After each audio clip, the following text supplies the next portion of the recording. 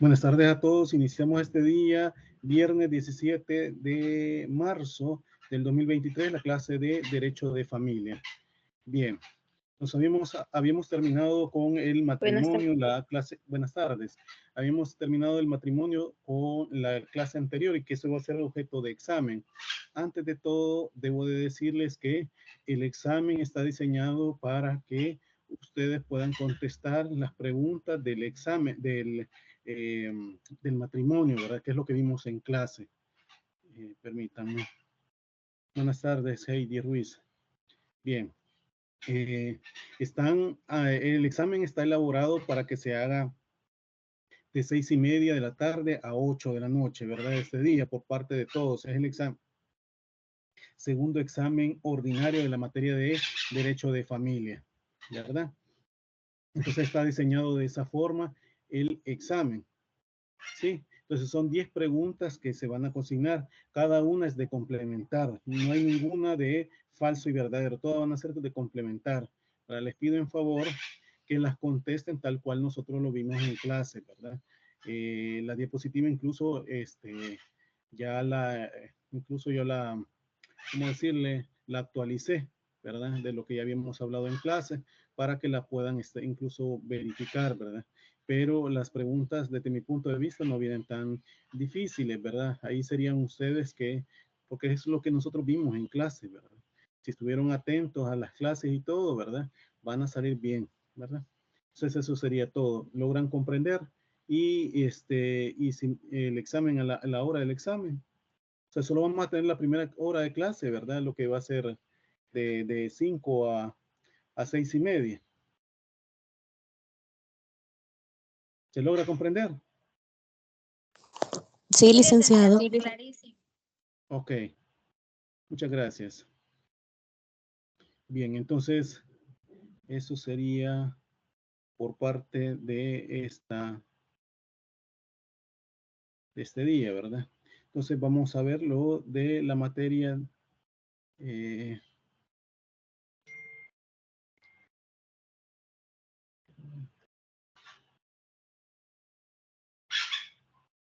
bueno, estamos hablando sobre el régimen patrimonial del matrimonio, ¿verdad? En este caso, podemos decir que, en primer lugar, ¿verdad?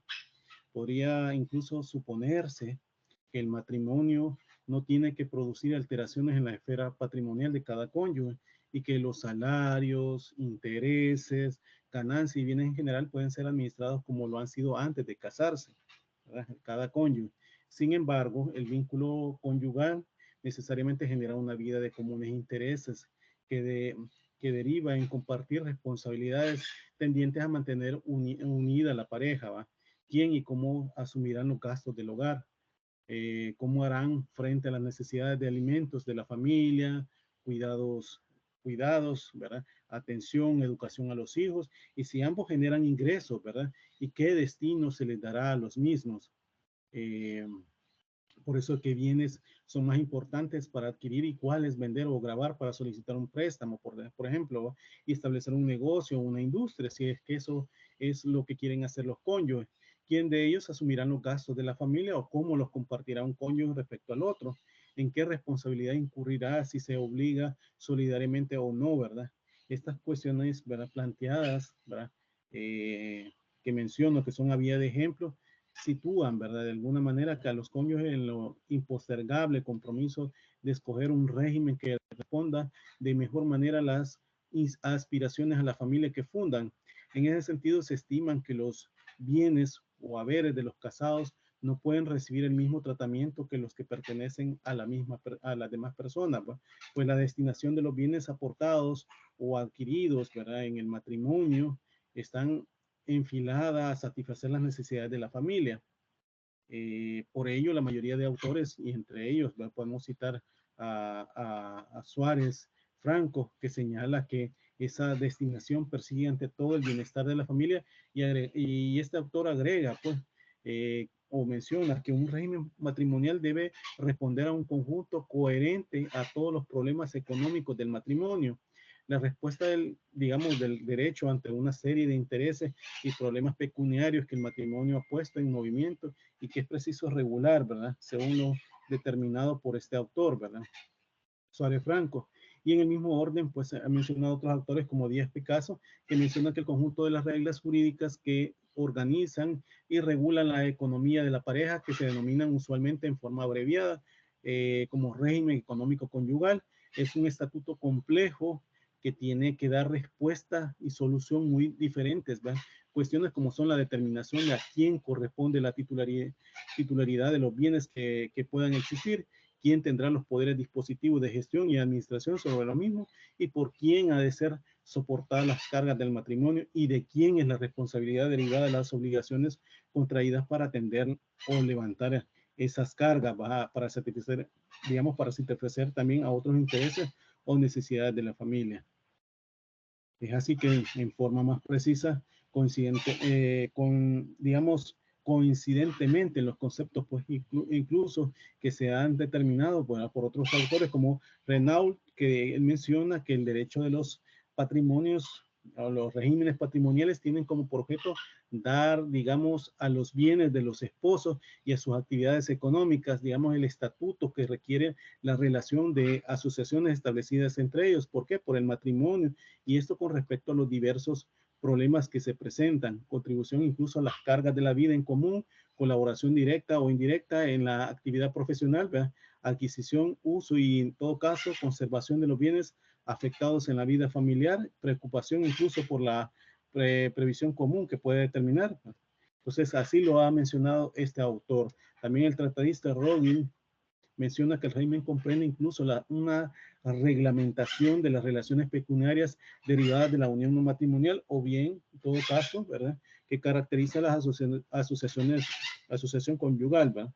En ese mismo sentido va reafirmando Suárez Franco, donde menciona que la posición de esto, porque los cónyuges en el momento de contraer matrimonio pueden poseer bienes o adquirirlos cuando ya estén, o sea, casados, pues que se hallen vigentes o simplemente eh, enajenarlos o venderlos o grabarlos, que pueden contraer obligaciones que graben a uno de ellos o a ambos y en fin, resulta responsables ante terceros por el hecho o culpa del causante, ¿verdad?, de una responsabilidad civil. Y todas esas situaciones ha tenido que contemplarlas el legislador y todo ello lo hace mediante el establecimiento de un régimen patrimonial de bienes, ¿sí?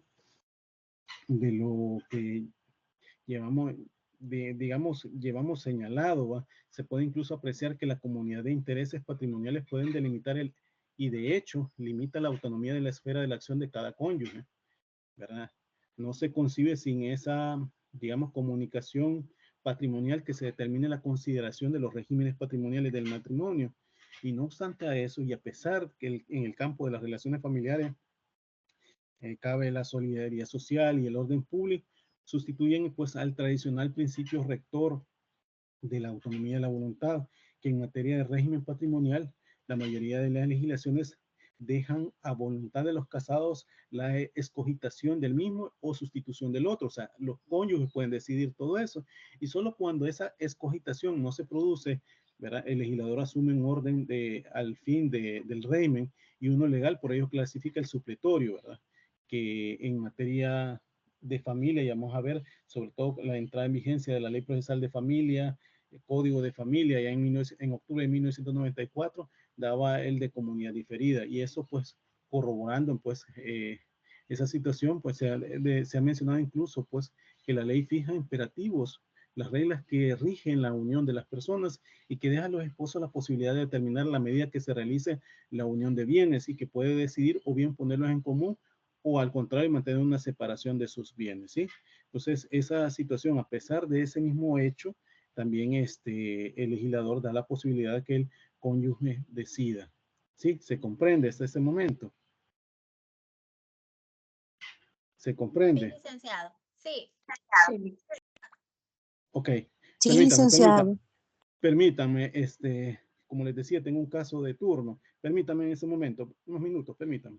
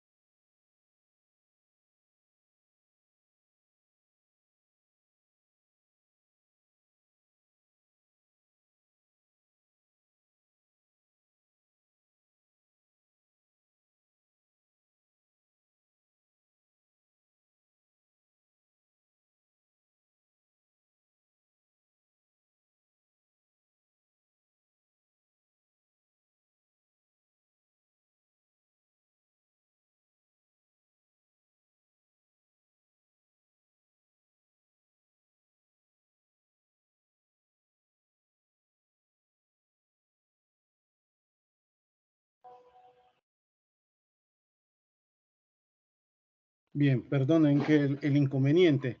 Celson Parada, dígame. Dígame.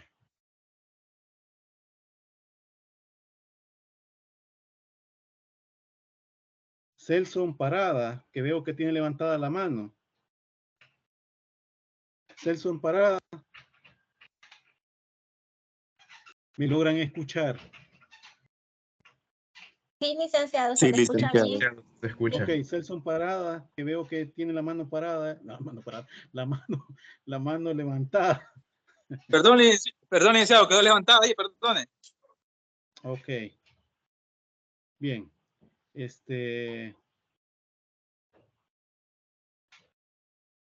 Sí, como les decía, diciendo de los régimen patrimoniales, perdonen ahí, ¿verdad? Disculpen porque estoy de esta forma, porque tengo un caso de turno y de urgencia por parte de mi cargo, por eso estoy así con ustedes, ¿verdad? Bien, entonces, como les veníamos mencionando sobre el régimen patrimonial, les decía, ¿verdad? Que en este caso, ¿verdad? La ley fija imperativamente las reglas que rigen la unión de las personas y deja a los esposos la posibilidad de determinar en qué medida se realizará la unión de los bienes, ¿verdad? Y pueden decidir o bien ponerlos todos en común o contrario al mantenerlo, digamos, una separación entre sus bienes, ¿verdad? O en todo caso, pues en comunidad, ¿verdad?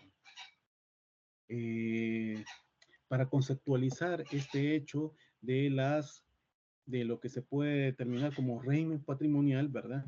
Esa situación que se puede establecer por parte del juzgador, ¿verdad? Legislador, perdón, que diga, han habido también conceptos que se pueden dar, ¿verdad? De alguna manera de orden metodológico, donde se menciona que es un aspecto de gobernar las cosas o las personas o las relaciones entre ellos. Y en todo caso, pues el régimen patrimonial del matrimonio lo podemos definir, ¿verdad? Como aquel conjunto de normas jurídicas que regulan las relaciones patrimoniales de los cónyuges y de estos con terceros, ¿verdad? Que no solo se trata del hecho de que sea el régimen patrimonial de los cónyuges, sino que también, ¿verdad?, contra terceros. Sobre esta situación, debo decirles también, permítanme. Sí, dígame, Ana Rivera. Licenciado, tengo una ¿Sí? pregunta, si me puede aclarar, por favor. ¿Cómo no? Con gusto.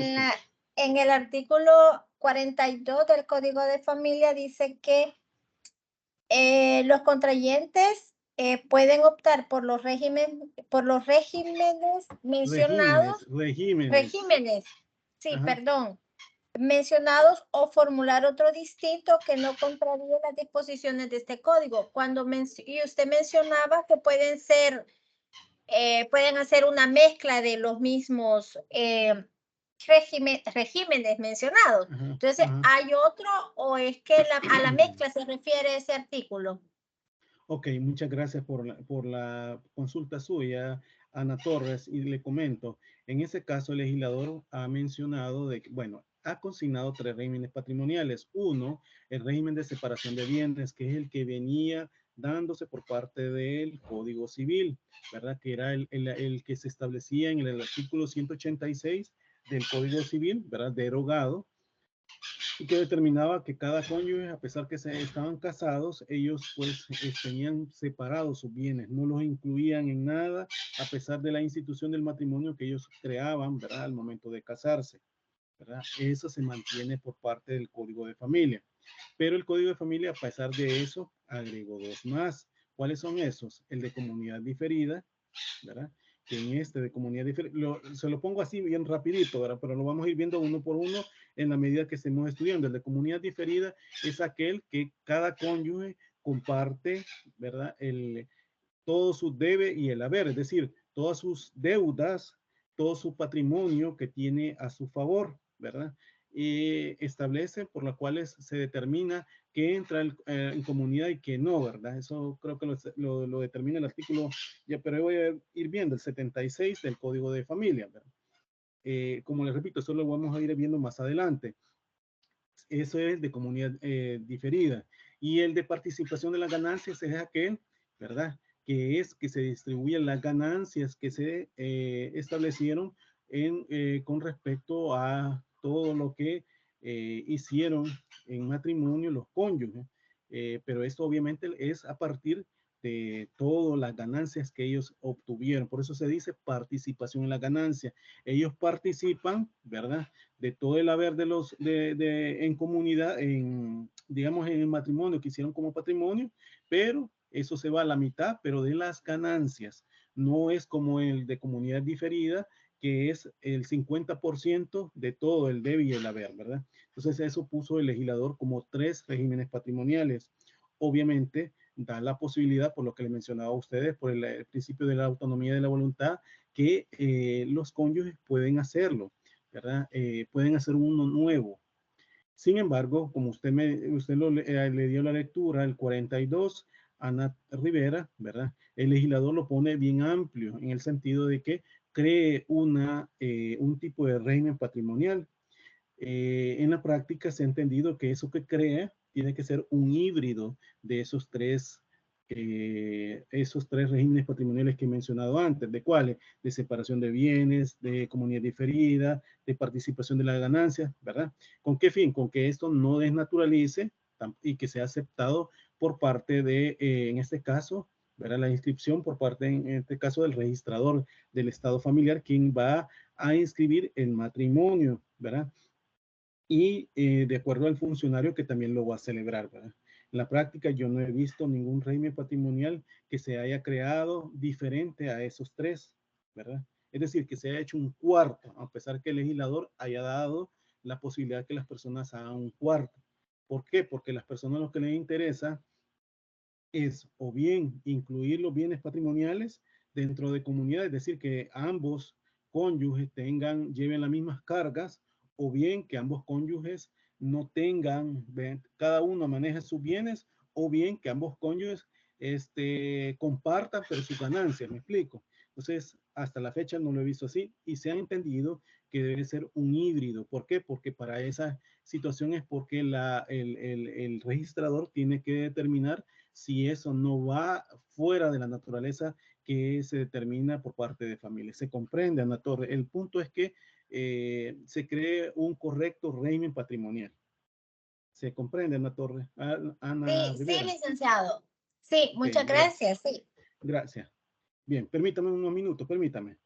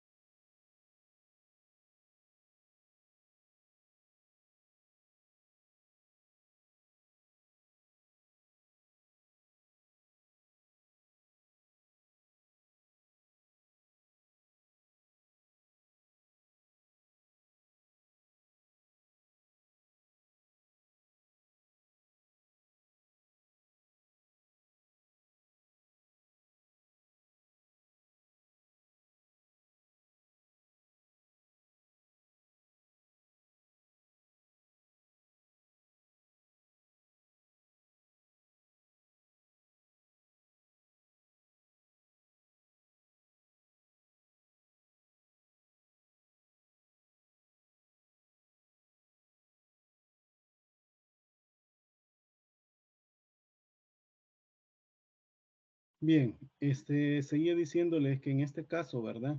Era lo del patrimonio, el régimen patrimonial, ¿verdad?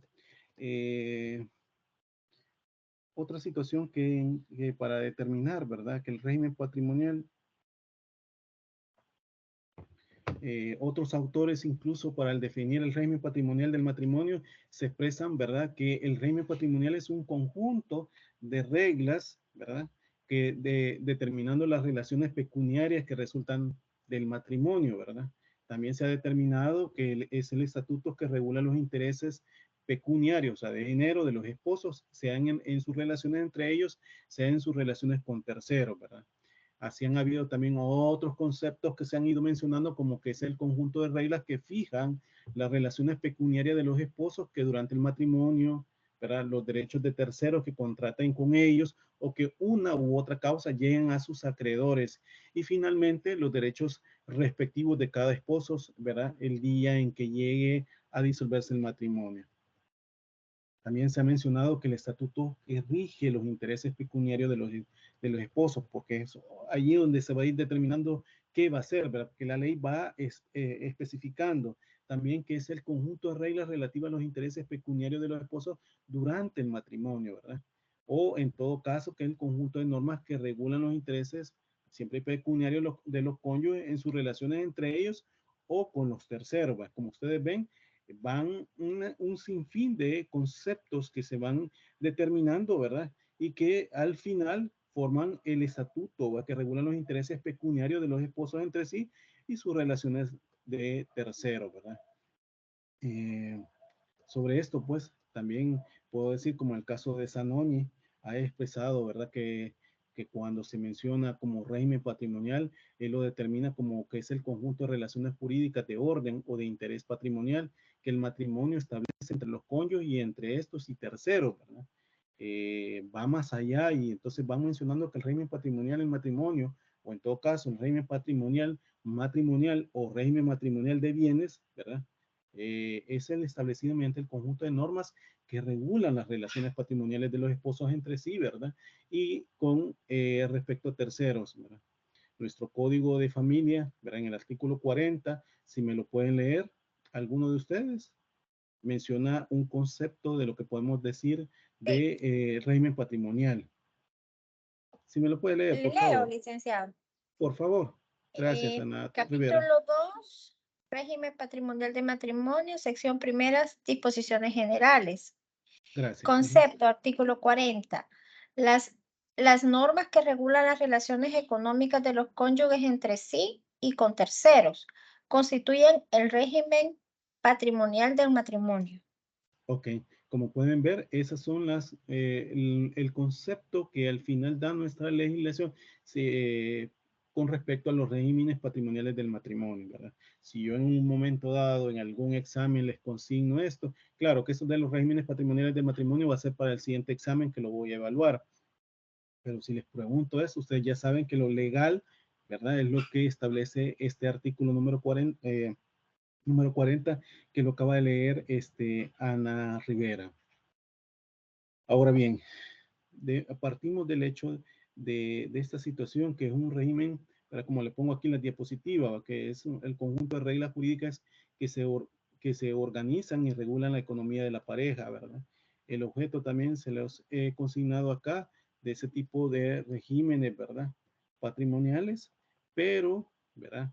Los principales, para decirles, los principales regímenes patrimoniales debemos de tomar en cuenta autores que también mencionan sobre esto, ¿verdad?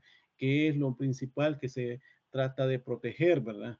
Para Bosser y Zanoni establecen incluso las posibilidades, las posibles clasificaciones de los regímenes patrimoniales del matrimonio, ¿verdad? Que es una tarea, incluso ellos mencionan que es difícil por la, digamos, variabilidad de cada legislación que tiene al respecto. Y sobre eso, pues ellos mencionan que teniendo en cuenta que todos los regímenes patrimoniales en el matrimonio responden a un orden de dobles relaciones básicas, los criterios de clasificación se elaboran incluso a partir del modo en que cada legislación positiva organiza la interdependencia patrimonial entre los cónyuges y las relaciones entre estos y terceros. ¿Sí?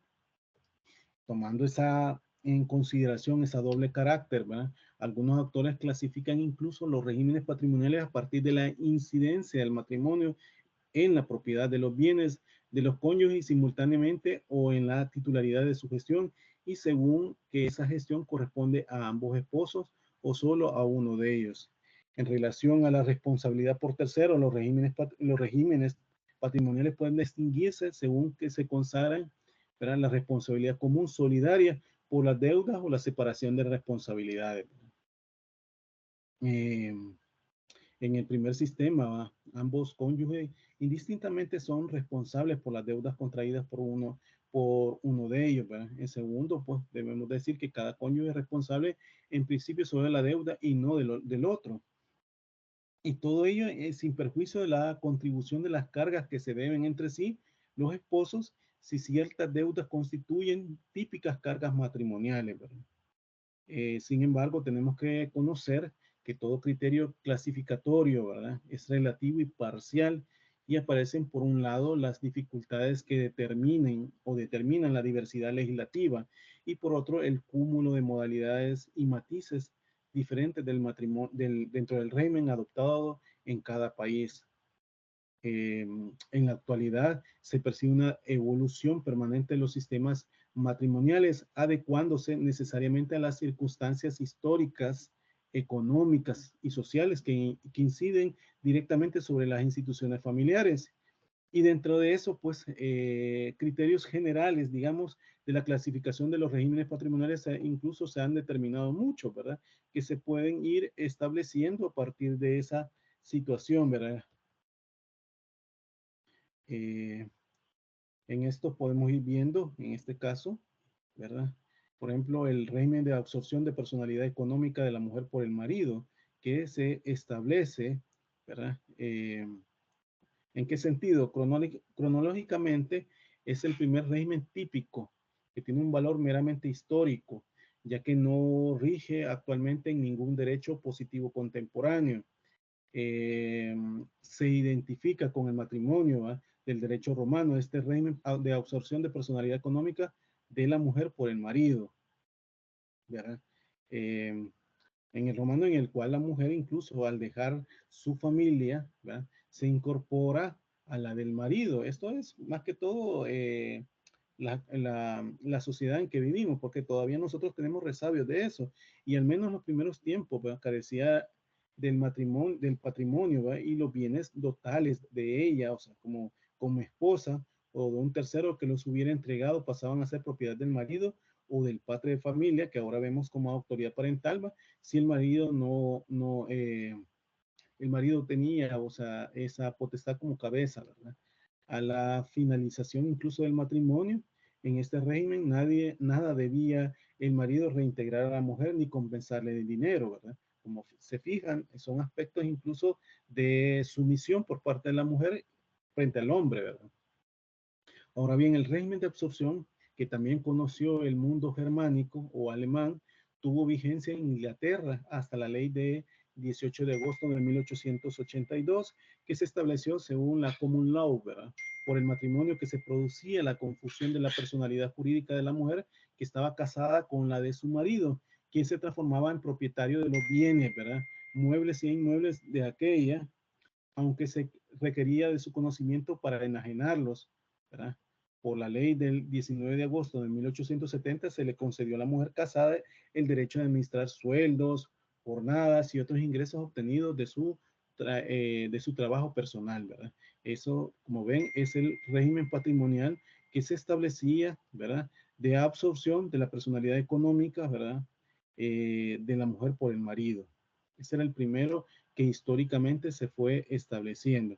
Se comprende ese tipo de régimen. Dígame, Wendy Alfaro. Wendy Alfaro. Sí, buenas tardes, licenciado. Buenas tardes. Hablando del matrimonio, me recordé una pregunta que anoté que se la iba a hacer, porque en el trabajo usted nos hizo una pregunta, que si el matrimonio era un acto jurídico, condición o una institución jurídica, ¿verdad? Entonces, ahorita... Perdón que la interrumpa, recuérdese que esa es la naturaleza jurídica del matrimonio, ¿verdad? Entonces, lo que usted está diciendo es por las teorías que estuvimos hablando. Sí, siga, perdone que la interrumpa.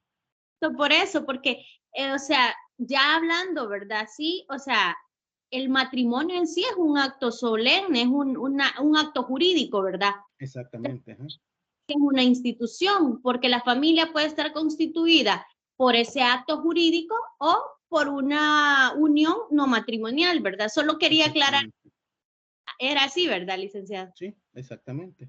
Exactamente. En esto que usted estaba mencionando, y gracias por su aporte, ¿verdad? En esto que usted está mencionando, por la naturaleza jurídica, es una institución, ¿verdad? Una institución totalmente dotada de parte de bueno, vimos una sinfín de teorías, ¿verdad? Una que las tomaba como contratos, ¿verdad? En la cual se establecía definiciones y eso del matrimonio obviamente partía del hecho de los regímenes patrimoniales que estaban incluidos obviamente por los cónyuges, ¿verdad? Aunque en aquel momento yo no le estaba mencionando a ustedes el carácter de decisión de parte de los cónyuges, pero debemos de tomar en cuenta que la autonomía de voluntad, o sea, ellos en esa constitución, en esa institución que establecen, ¿verdad? Van a ser los representantes de esa institución como marido y mujer, ¿verdad? Obviamente integrada. Y esa, en efecto, es la naturaleza, ¿verdad? Entonces, ustedes van a la naturaleza jurídica, ¿verdad? El matrimonio. Entonces, basándose en ese hecho, ¿verdad? No la vamos a tomar como un contrato, ¿verdad? Entonces, si iba usted en esa situación, Wendy Alfaro, pues esa es mi respuesta. ¿Se capta? Sí, yo puse que era un acto, ¿verdad? Un acto jurídico. Uh-huh. Sí, es un acto, es que es un acto jurídico, en realidad es un acto jurídico que se establece ante funcionario, ¿verdad? Pero el hecho está que a partir que es un acto jurídico ante funcionario, ¿verdad? Se constituye, ¿verdad? Por las solemnidades que pueden establecer el matrimonio, ¿verdad?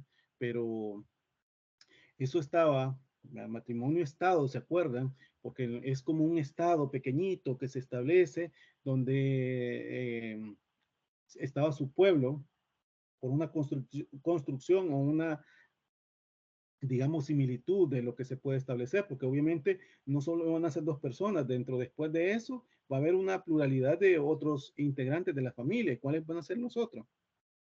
Los hijos, ¿verdad? Entonces, y la prole que pueda generar, ¿verdad? Después de esos hijos. Entonces, esa es la situación cuando en este caso estamos hablando del matrimonio, ¿verdad? Es un acto jurídico, sí, se celebra ante funcionario, pero también, ¿verdad? Es un matrimonio estado porque el hecho de que se mantiene también como, pues cada cónyuge van a poner sus disposiciones, cada cónyuge va a establecer, ¿verdad? Cómo se van a regir, ¿verdad? Sus leyes, por decir el caso, como que fuera un estado, ¿verdad? Pero nada más ellos lo determinan. ¿Se comprende, Wendy? Yo anoté algo que usted nos dijo al principio de la clase, Ajá, que dígame.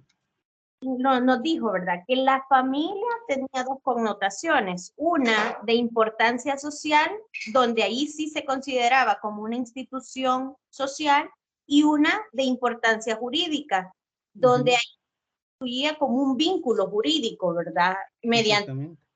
Entonces, yo busqué ahí en todos los apuntes que tenía de lo que usted dice en clase y así es el análisis, ¿verdad? Yo creo que como y hemos visto, digamos, perspectivas de varios doctrinarios y la familia en sí es una institución jurídica independientemente si existe el matrimonio o no existe, ¿verdad? Lo que pasa que, mire, ya todavía no hemos hablado de un no matrimonial, por lo que usted me está mencionando, ¿verdad? Pero el que no esté esa institución del matrimonio tampoco hace, ¿verdad?, de que la protección del Estado. ¿Se acuerdan cuando les dije del artículo 32 que establecía esa misma situación que también de la Constitución me estoy refiriendo, ¿verdad? Que a falta de ello también, ¿verdad? La protección del Estado siempre lo va a hacer. Pero en primicia es el hecho de que el Estado, obviamente, la intromisión de parte de ellos que es para proteger a la familia, ¿verdad? Que eso van a hacer a los cónyuges y a su descendencia. Pero a falta de ello, obviamente, la ley siempre da la posibilidad de una creación de otra figura, ¿verdad? Que es la, digamos, la similitud, ¿verdad? de lo que es el matrimonio. ¿Y cuál es esa? La unión no matrimonial. Obviamente todavía no hemos llegado a hablar sobre ella y en su momento lo vamos a hacer, ¿verdad? Porque esa es la unidad 2 que se establece el matrimonio y la unión no matrimonial. Pero gracias porque usted lo viene a retomar y en efecto, ese es el fin que se establece, ¿verdad? Gracias, Wendy Alfaro, por su aporte. Bien, ¿me permiten un minuto, por favor? ¿Me permiten un minuto, por favor? Sigo con mi caso, permítame.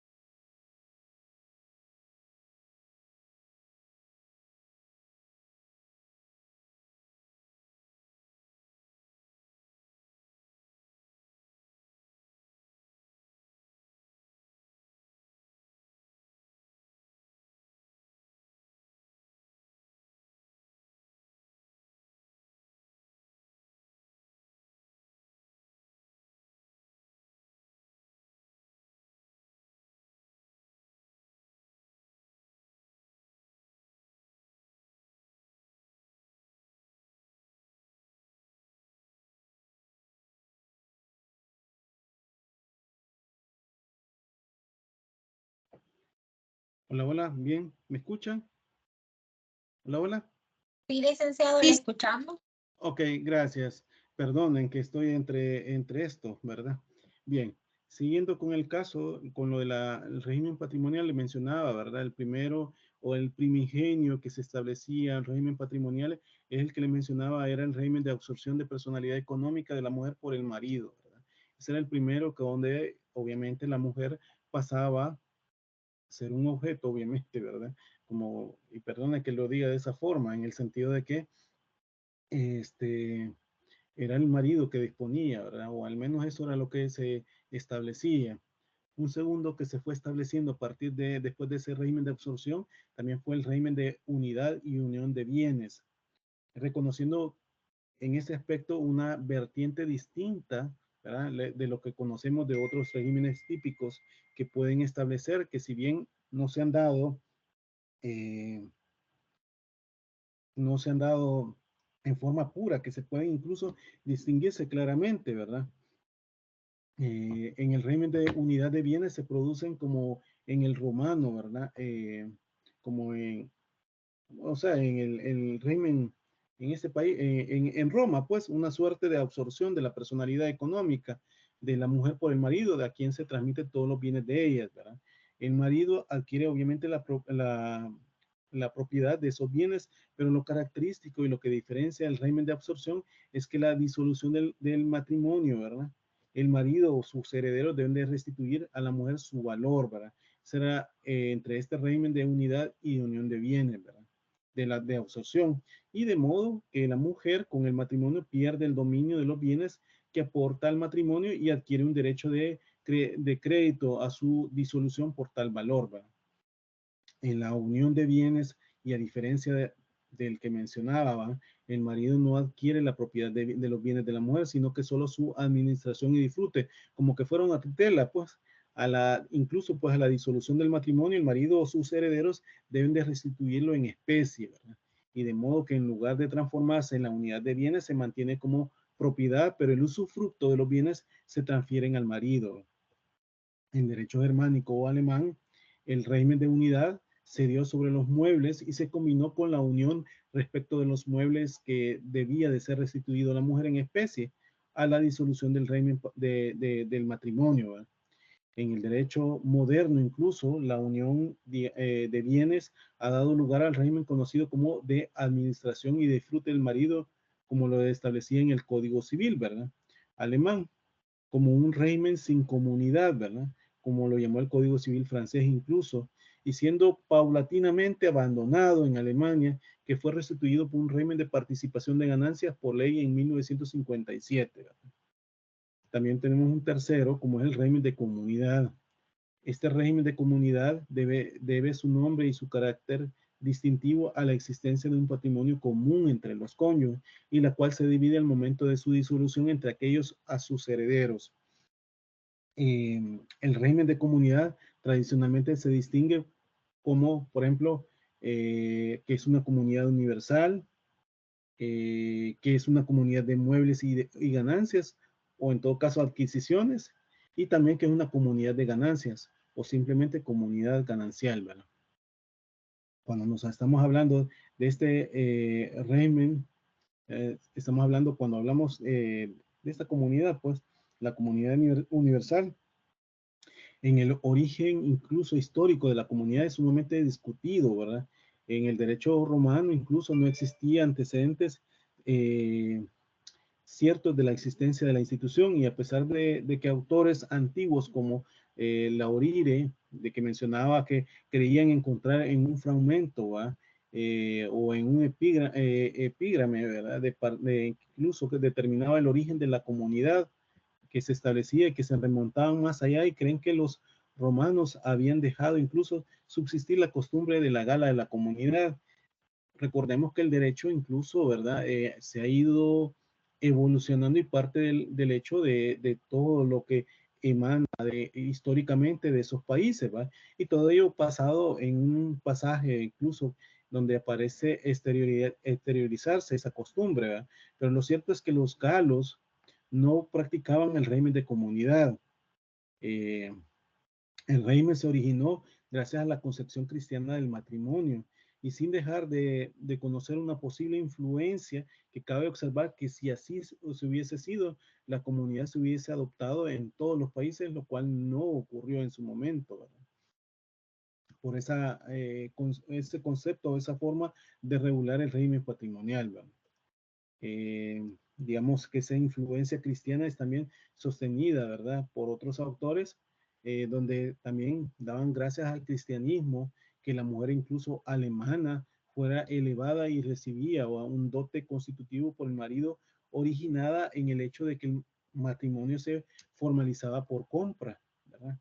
Dote que luego se hizo simbólica y que fue acompañada incluso por elementos de que unificaban y, digamos, de una forma concentrados en la mujer, ¿verdad?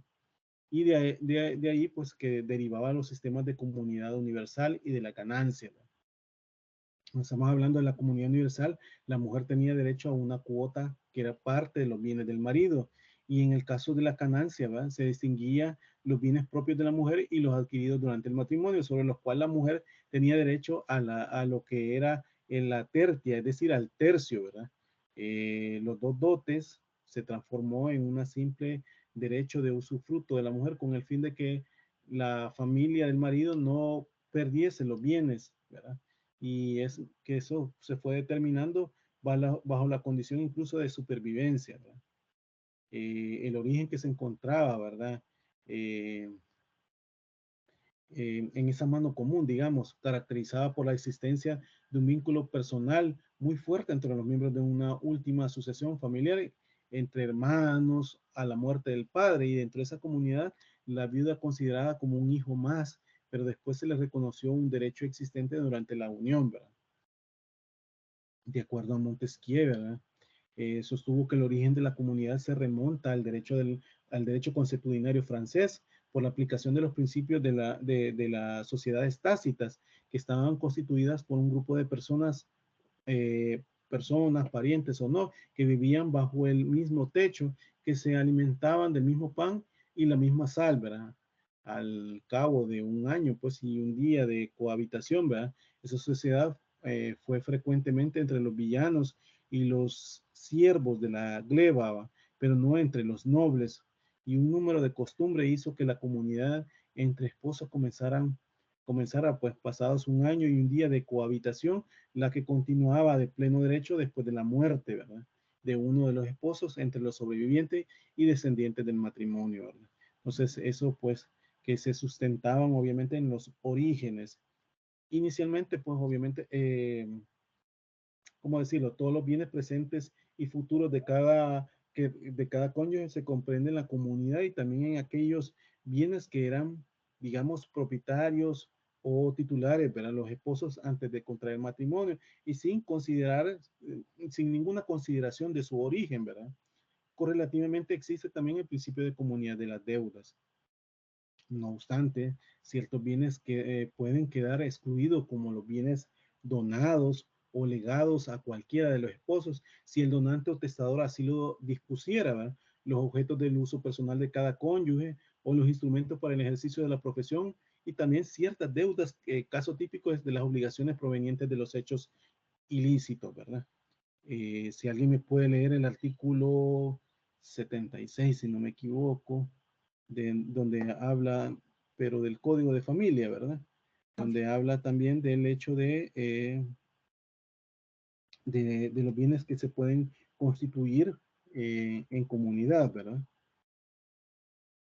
sea, Licenciado, el artículo, lo que el 75 creo que es donde establece los bienes de comunidad, ¿verdad? Lo que establece ahí, ¿verdad? Ajá, dígame. en el artículo es la disolución y liquidación de la comunidad.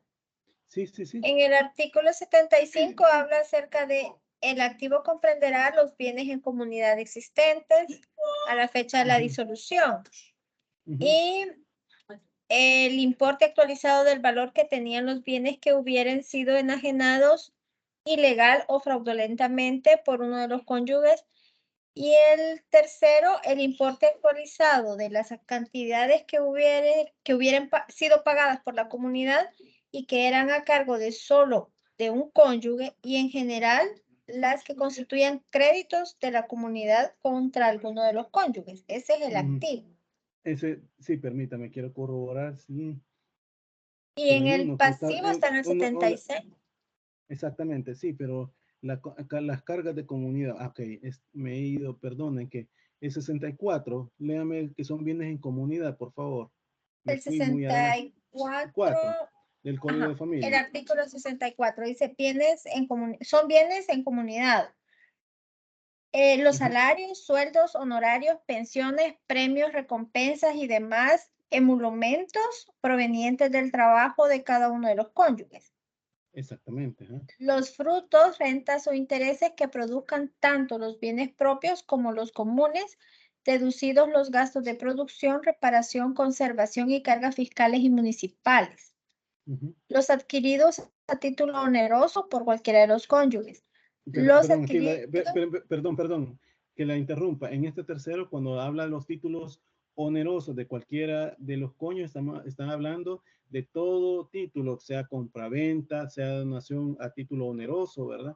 O sea, que sea pagada, ¿verdad? Está hablando sobre eso, que en estos casos son los adquiridos, ¿verdad? Por los cónyuges, ¿verdad? Sí, siga, por favor. Bien, en el cuarto, los adquiridos a consecuencia de contratos aleatorios como lotería, juego o apuesta. El quinto, el aumento de valor por la causa que fuere de los bienes propios de cualquiera de los cónyuges. Y sexto, las construcciones y plantaciones de bienes propios realizados con fondos provenientes del haber común. Séptimo, las empresas o establecimientos constituidos por uno de los cónyuges con bienes de la comunidad. Ok, como pueden ver, eso son lo que se establece dentro de la comunidad, ¿verdad? Los gastos que pueden, todos los, digamos, lo que se incluye en comunidad, ¿verdad? Pero también la misma ley establece que son cargas para establecer, ¿verdad? De eso, hablando sobre el régimen patrimonial, ¿verdad? Y ahí va mencionando todos los gastos que establece el 66, ¿verdad? El 66 establece todos los que se debe entender, ¿verdad? Que son bienes determinados, ¿verdad? Pero también el 63 menciona de la mismo código de familia cuáles son los bienes que son propiamente, ¿cómo que se llama? Excluidos y son propiedad de cada uno de los cónyuges. Y ahí van a ver ustedes que incluso, ¿verdad? Los que adquieren durante la vigencia del régimen a título gratuito, como una donación, ¿verdad? Entonces, acá esa no entra en comunidad, ¿verdad? El 63 determina cuáles son los bienes propios de cada cónyuge y el 64 establece los bienes en comunidad, ¿verdad? Va en consonancia con lo que les voy mencionando yo de estos bienes que se establecen, ¿verdad? ¿Se comprenden? ¿Se comprende esto? Sí, licenciado. Sí, dígame. Yo tengo, en el Ajá. caso que, digamos, los esposos no se hayan casado por esa comunidad de bienes diferidos y cada uno sea dueño de sus propios bienes, ¿verdad? ¿Qué pasaría si ellos constituyen una familia, tienen hijos y digamos que deciden separarse, pero la casa es del esposo? Y pues como están bajo ese régimen, entonces en ese sentido los hijos y la esposa no gozan de ninguna protección por estar bajo ese régimen. Bueno, muchas gracias por preguntarlo. En efecto, es que depende de cada tipo de régimen que usted ha adoptado, ¿verdad? Si no estamos hablando del hecho que no estén cubiertos, ¿verdad? Porque de aquí vamos a ver que hay cargas que a pesar que el régimen patrimonial que hayan adoptado, ¿verdad? No sea el de comunidad diferida, pero que tienen obligación como que fuera una de comunidad diferida. ¿Cuál es el caso de eso? El 38 del Código de Familia, si me puede leerlo, Wendy Alfaro, el 38 del Código de Familia. Denme un segundito, lo busco ahorita, el 38. Ok, gracias.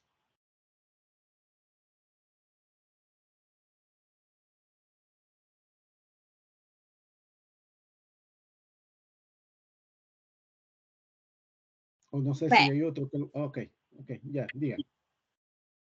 38. Gastos de la familia.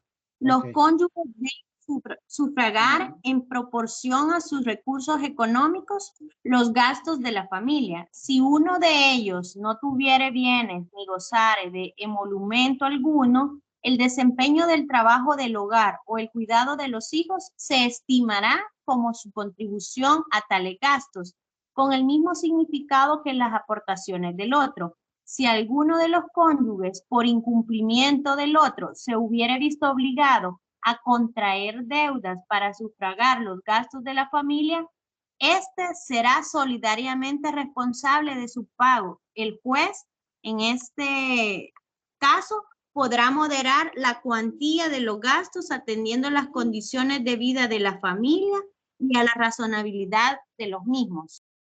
Ok, gracias, Wendy Alfaro. Como usted puede apreciar en ese artículo, ahí la ley le establece que a pesar que usted esté, no le dice que esté en otro régimen, ¿verdad? Porque estamos hablando que el régimen patrimonial de comunidad diferida es que ambos cónyuges están, ¿verdad? Tienen el debe y el haber, es decir, cada uno lo va a compartir. Sin embargo, ¿verdad?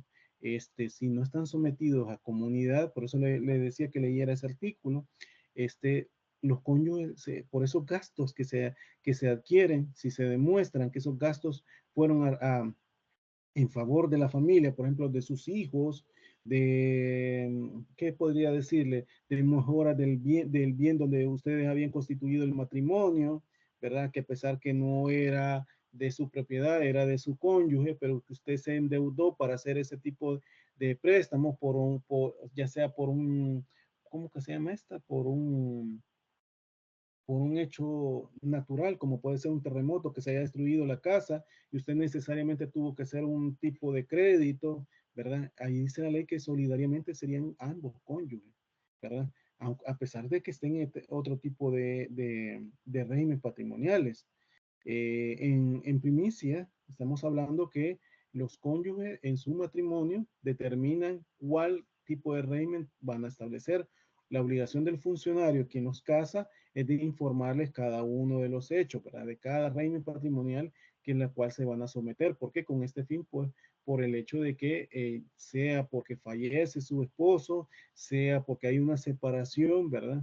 Recordemos que la separación no solamente es por vida, en vida, ¿verdad? Sino que también por la muerte, ¿verdad? Es decir, aunque se haya disuelto el régimen patrimonial, el matrimonio por la muerte, ¿verdad? Como lo dice el 104 de la Ley Procesal de Familia, pero también en este caso, perdón, el 104 del Código de Familia, pero en este caso, las cargas como los gastos también se deben por parte de los cónyuges, ¿verdad? Entonces, en primicia estamos hablando que los regímenes patrimoniales hay que liquidar, disolverlos y liquidarlos, ¿verdad? Pero también los gastos, habría que ver en qué situaciones usted lo ha incluido en situaciones de premura, que usted tuvo que endeudarse y que obviamente usted le va a pedir a su esposo. ¿Se comprende, Wendy Alfaro? ¿O queda dudas todavía? Sí, ya me quedó claro porque estaba confundiendo un poco lo de los regímenes, que es muy diferente a los gastos, ¿verdad? Al final, Exactamente. habilidades que a ambos les toca por igual, ¿verdad? Exactamente. El punto acá es que obviamente por los artículos que estábamos hablando, ¿verdad? También el artículo 63, 64 y 66, si no me equivoco, que estuvimos diciendo, también determina a partir de los gastos, ¿verdad? Que también podrían entender, ¿verdad? Que pueden establecerse por parte de incluirse en la comunidad. Sin embargo, ¿verdad? Hay situaciones en las cuales también, a pesar que no están, ¿verdad? Determinadas, ¿verdad? Porque el 66 del Código de Familia dice que son cargas de la comunidad, los gastos de la familia, que también ahí introduce lo que le mencionábamos del 38, pero sin embargo, si no están en esa situación de un régimen de separación de bienes, por decir el caso, pero hubieron gastos que usted los tuvo que hacer, someterse a ella por la premura, por la necesidad, porque era su casa en la cual usted había hecho su matrimonio con su esposo, ¿verdad? Que era el domicilio conyugal que ustedes establecieron y era su residencia, ¿verdad? Y que esos gastos también parte de una manera solidaria, ¿verdad? Pero repito, ¿verdad? El hecho que estén dentro del régimen patrimonial de comunidad diferida es una cosa y que se va a determinar por una situación para disolverse, pero el que no estén bajo ese régimen de comunidad diferida, por decir el caso, pero se generan gastos de la familia, que esos en beneficio, ¿verdad? De la familia y que fueron de sobrebienes, por ejemplo, como el caso que le estaba mencionando, que usted lo hizo en un bien a favor de su esposo, ¿verdad? Pero era porque era su casa de habitación, ¿verdad? Su domicilio conyugal, su residencia. Obviamente ambos van a tener que llegar en solidaridad, pues, o sea, como que fueran codeudores solidarios, así como, no sé si ustedes han visto, me imagino que sí, ¿verdad? Derecho civil, obligaciones, que también cuando son codeudores solidarios, ¿verdad? Parten esa mitad también de las deudas, ¿verdad? En este caso, por los casos de familia que se generaron. ¿Sí? ¿Se comprende, Wendy Alfaro? Sí, y estoy tomando nota, Liz, gracias. Ok, bien. Eso es importante porque también es parte de lo que van a venir del examen, ¿verdad? Para la próxima. Bien. Podemos decir también en el caso no de comunidad, sino que de muebles y ganancias, como les decía, que era una segunda a partir del hecho de que era de la comunidad, como les decía, el régimen de comunidad se distinguía, como les decía en un principio, por la comunidad universal, pero también por la comunidad de muebles y ganancias. Y cuando va de la comunidad de bienes y ganancias, ¿verdad? Se parte que la comunidad en este caso se restringe a los muebles sin perdón, sin consideración a su origen y a la ganancia, o en todo caso, adquisición de cualquiera de los cónyuges luego de la celebración del matrimonio. El Código Civil francés lo consagró como un régimen legal, ¿verdad? Llamándole comunidad de muebles y adquisiciones incluso, y actualmente consiste como un régimen convencional en virtud de la ley de la reforma que se le hizo en 1965, y en Bélgica subsiste como un régimen legal, ¿verdad? En este régimen se distinguen los bienes propios de cada cónyuge, como los inmuebles de que era propietario antes del matrimonio, aunque luego de adquirirse es por herencia, legado o donación, por no ser ganancias, y los bienes comunes y gananciales, es decir, los muebles que cada esposo lleva al matrimonio, que en general todas las adquisiciones de la ley no repute propias del cónyuge adquirente. Eso para el de régimen de muebles, ¿verdad? Que les mencionaba, de comunidad de muebles y ganancias, ¿verdad? En el caso de ganancias o comunidad gananciales, es de que dentro de los bienes de la comunidad, el más difundido se caracteriza por la peculiaridad de que tanto los bienes muebles como los inmuebles que se hayan adquirido a título oneroso. Cuando hablo de título oneroso es que obviamente es pagado durante la vigencia del matrimonio, como los frutos que esos bienes producen, que son de sociedad conformada por ellos con el matrimonio.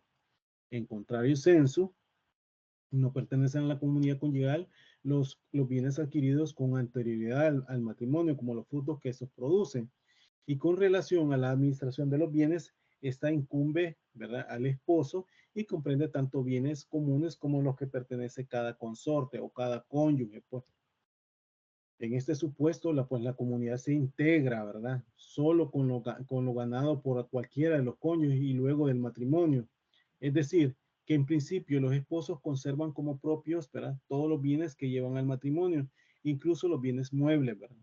Y solo serán gananciales o comunes los adquiridos o ganados durante el matrimonio, salvo, por supuesto, que se adquieren con dinero o fondos propios por herencia, legado, donación o cualquier otro título que la ley considere como propios del marido o la mujer. Caso típico es la subrogación real, es decir, quién llega, ¿verdad?, como a mantener ese inmueble, ¿verdad? Para definir las ganancias, no, los gananciales, ¿verdad?, tal como se ha quedado dicho, ¿verdad?, se distinguen tres criterios de orientación. Uno, hacia la época de la incorporación del bien del patrimonio del cónyuge durante la vigencia del régimen. Otro, al carácter oneroso con que se produce, ¿verdad? Y al otro, al final, pues al destino común que ha de concretarse la finalización del régimen. Eso nos lleva pues al supuesto de que hay gananciales que no se compartirán, y así, aunque se considere que las gananciales son los bienes incorporados al patrimonio de la comunidad y que deben serlo por causas distintas de la herencia, el legado o gananciales resultantes de adquisiciones. Y finalmente, la mayoría de legislaciones determina como gananciales o gananciales los bienes, ganancias o gananciales, pues los bienes cuyo dominio no puede en todo caso comprobarse individualmente por los cónyuges, ¿verdad?, presumiéndose la calidad de gananciales en todos los bienes existentes a la determinación del régimen, ¿sí? En este caso, pues debemos de decir que esto será lo de la comunidad, ¿verdad? Permítanme, quiero corroborar.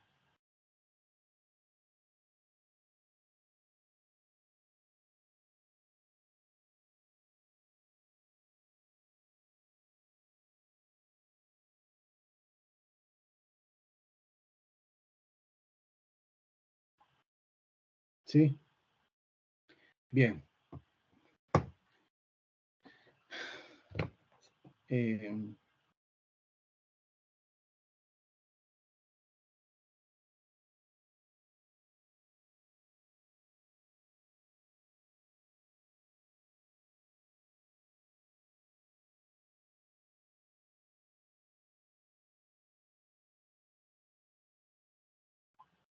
bien, perdone que estoy en esto con el teléfono, pero es por lo que les decía, por el caso de turno que estoy teniendo.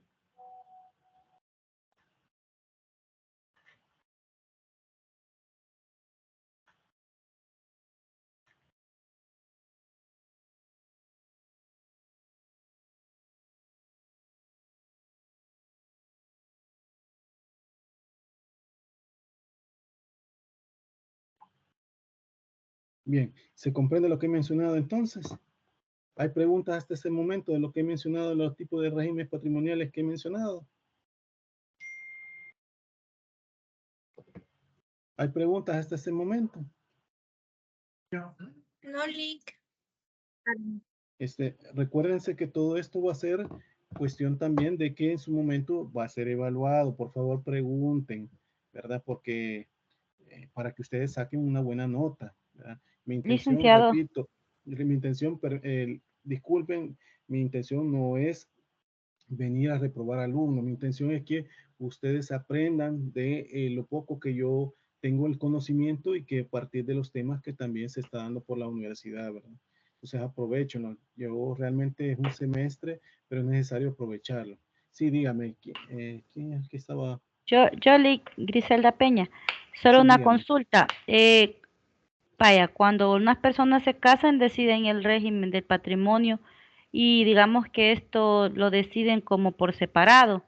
Y después de un tiempo, digamos que ya vayan los dos prosperando y vayan teniendo más como propiedades o algo, ¿hay alguna manera como de cambiar eso por cómo habían decidido que fuera el matrimonio? Usted me está hablando que si usted decidió, por ejemplo, por poner un ejemplo, si usted decidió de separación de los bienes cuando se casó y posteriormente usted en el camino dice, me equivoqué, no era de separación, era de comunidad la que quería. ¿A eso se refiere usted? Ajá, ajá. Sí, lo puede ser. Esto se llama, vamos a irlo viendo más adelante, ¿verdad? Pero estas decapitulaciones se le llaman del régimen, se pueden hacer vía notarial, vía judicial, según lo que desean las partes, ¿verdad? Y si quisieran, pues, liquidar el régimen patrimonial en el momento que usted se estableció, ¿verdad? Entonces, la ley le da ese espacio también a las partes que pueden hacerlo, ¿verdad? Ya sea para disolver el régimen por el cual usted se encuentra o en todo caso hacer los cambios, ¿verdad? Usted perfectamente lo puede hacer, ¿verdad? Eso es de las capitulaciones del matrimonio, ¿verdad? Entonces, obviamente en esto lo puede hacer. Vamos a ir viendo en su momento estas modificaciones que usted puede establecer, ¿verdad? ¿Se comprende, Beatriz Peña? Sí, sí, Lick, muchas gracias. Ok, bien. ¿Hay más preguntas por los demás? No, ¿Verdad? Lick, yo un comentario.